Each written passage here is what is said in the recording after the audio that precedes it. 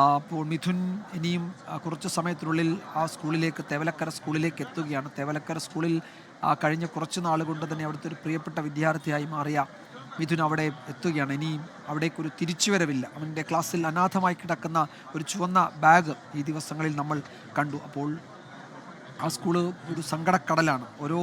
ഓരോ മലയാളിയും അല്ലെങ്കിൽ ഈ വാർത്ത കാണുന്ന, ഈ ദൃശ്യങ്ങൾ കാണുന്ന ആളുകൾക്ക് അല്ലെങ്കിൽ പ്രേക്ഷകർക്കൊക്കെ സജലമിഴികളോടെ അല്ലാതെ ഈ കാഴ്ചകൾ കാണാൻ കഴിയില്ല. ആ കുഞ്ഞ് നമ്മളെ വിട്ട് പിരിയുകയാണ്. ഇനി ഈ സ്കൂളിലെ പൊതുദർശനത്തിന് ശേഷം പ്രിയപ്പെട്ടവരുടെ അന്തിമോപചാരം ഏറ്റുവാങ്ങി ആ വീട്ടിലേക്കാണ് പോകുന്നത്. ഒരുപക്ഷെ അവിടുത്തെ കാഴ്ചകൾ എന്തായിരിക്കുമെന്ന് നമുക്ക് ഊഹിക്കാൻ കഴിയില്ല. അത്രത്തോളം വലിയ ആഘാതമാണ് ആ നാടിനും ആ വീടിനുമുള്ളത്. അവരെ എങ്ങനെ ആശ്വസിപ്പിക്കണം? അപ്പം ബന്ധുക്കളെ, ഈ അച്ഛനമ്മമാരെ അല്ലെങ്കിൽ സഹോദരനെ, മുത്തശ്ശിയൊക്കെ എങ്ങനെ ആശ്വസിപ്പിക്കണമെന്ന് നമുക്കറിയില്ല. ഇന്നലെ ഈ ദിവസങ്ങളിൽ അവിടെ പോയ മന്ത്രിമാർ, ഇപ്പോൾ മന്ത്രി വി ശിവൻകുട്ടിയും അതുപോലെ ധനമന്ത്രി കെ എൻ ബാലഗോപാലും ഒക്കെ അവിടെ എത്തി എന്താണ് ആ കുടുംബാംഗങ്ങളോട് പറയേണ്ടതെന്ന് അവർക്കറിയില്ല. സഹോദരനെ സുജിനെ ചേർത്ത് പിടിച്ച് മന്ത്രി വി ശിവൻകുട്ടി അവനോട് എന്തൊക്കെയോ സംസാരിക്കുന്നത് നമ്മൾ കണ്ടു. അപ്പോൾ ഒരുപക്ഷെ ആർക്കും ആശ്വസിപ്പിക്കാൻ കഴിയില്ല കുടുംബത്തിനെ.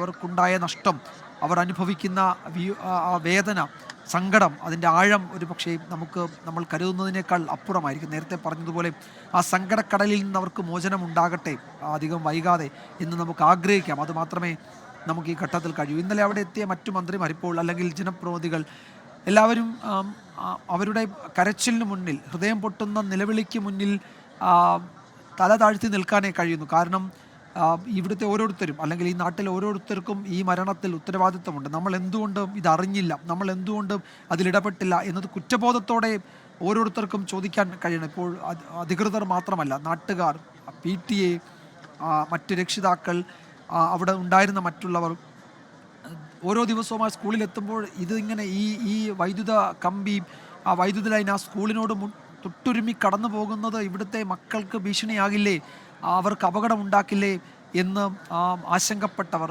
അവർക്കൊന്നും അതിലൊന്നും ചെയ്യാൻ കഴിഞ്ഞില്ല എന്നത് ഒരുപക്ഷെ ഒരു കുറ്റബോധം ഉണ്ടാകും. ഓരോരുത്തർക്കും കുറ്റബോധം ഉണ്ടാകും. ആ കുറ്റബോധത്തിൻ്റെ ആഘാതത്തിൽ കൂടിയായിരിക്കും പലരും ഇങ്ങനെ വിങ്ങിപ്പൊട്ടുകയും ഒക്കെ ചെയ്യുന്നത്.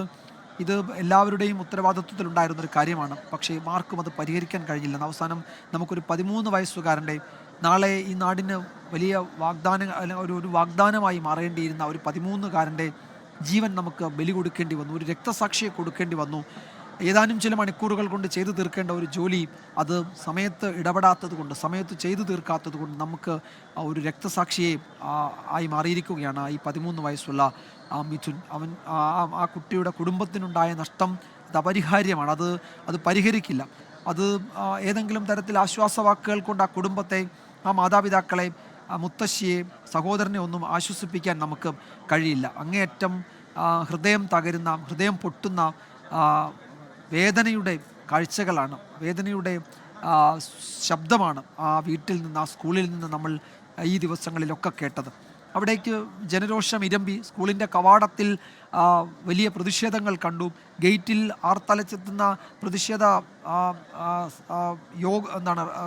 റാലികൾ കണ്ടു, മാർച്ചുകൾ കണ്ടു. പക്ഷേ അതൊക്കെ രോഷപ്രകടനം മാത്രമാണ്. അതിനപ്പുറത്തേക്ക് ഉണ്ടായ നഷ്ടം, അത് ആ വീട്ടുകാർക്ക്, അവനെ അറിയുന്നവർക്ക്, നാട്ടുകാർക്ക്, സുഹൃത്തുക്കൾക്ക്, പ്രിയപ്പെട്ടവർക്കൊക്കെ ഉണ്ടായ നഷ്ടം, അതിന് എന്ത് മറുപടി പറയും, അവരെ എങ്ങനെ ആശ്വസിപ്പിക്കും എന്നതാണ് ഒരു വലിയ ചോദ്യം. അതിനേതായാലും ഇപ്പോഴത്തെ നിലയിൽ ആശ്വാസവാക്കുകൾ കൊണ്ടൊന്നും ആ കുടുംബത്തെ, ആ പ്രിയപ്പെട്ടവരെ ഒന്നും നമുക്ക് സമാധാനിപ്പിക്കാൻ കഴിയുന്നില്ല. സ്കൂളിൻ്റെ മുറ്റം ഒരു മനുഷ്യ മഹാസമുദ്രമായി ഇതിനോടകം തന്നെ മാറിയിട്ടുണ്ട്. ചെറിയ മഴയുണ്ട്. ആ മഴയൊക്കെ അവഗണിച്ചുകൊണ്ട്, വകവയ്ക്കാതെ അവിടേക്ക് ആളുകൾ എത്തുകയാണ്. വിലാപയാത്ര ഏതാണ്ട് സ്കൂളിനോട് അടുത്ത് എത്തുന്നു.